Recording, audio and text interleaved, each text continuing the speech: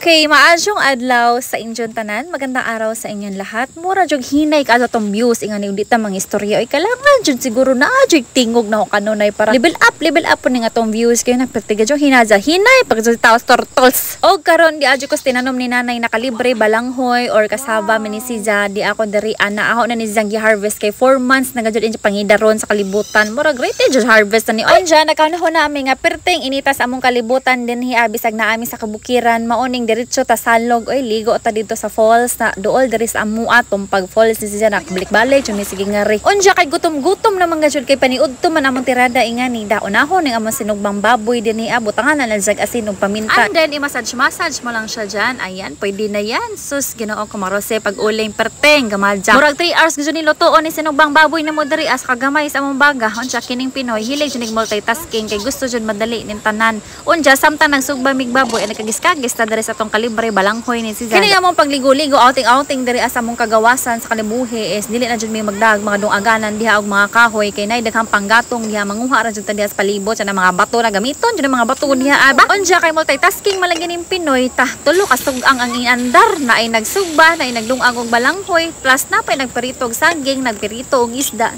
Sawa ray usa ka oras luto na dajon ang tanan. Lahi ra jud kapag nagtutulungan kayo ng iyong pamilya. Ako naman nagprito ng isda para sa isang iskabitse ni Siza. Onja si nanay po dito nagdungag og balanghoy tapos si Ate Disi naman nag-ihaw ng baboy.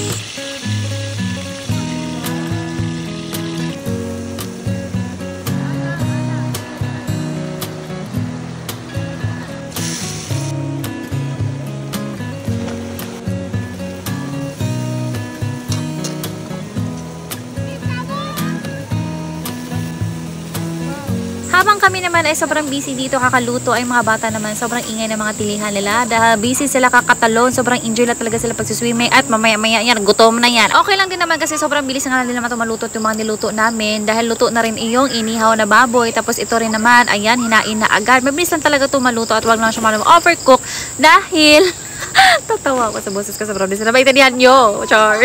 Nabuang na ni Machihan ni. At ayan, luto ng aking escabeche na isda. At ayan, luto na aming balanghoy. Ayan, na-overcook nga ito. Dahil akala ni nanay na matigas na klase siya na balanghoy. Eh, hindi pala. Sobrang lambot na tuloy na. Pero okay pa kaya lami. Kaya siya kay butangan na mo siya o gasukal. Tapos gata. Onja, sinugba update ka na. Naluto na juga to sinugba after 3 years. Kasi di siya pinaypadsay sa nagsugba dali. Nalipong. Najud in taon ang nagsugba. Inganing Onja, wag na natin patagalin to kasi sobrang gutom na ng mga bata diri ito kakahintay sa mga pagkain kasi ganina pa sila swimming sa nabing wag mo na mag-swimming na ang dito lang ikinig at hala siya ayun tumalo na hindi pa nga tayo nakakain at ito na kain po tayo lahat mga onta ni Juntanan.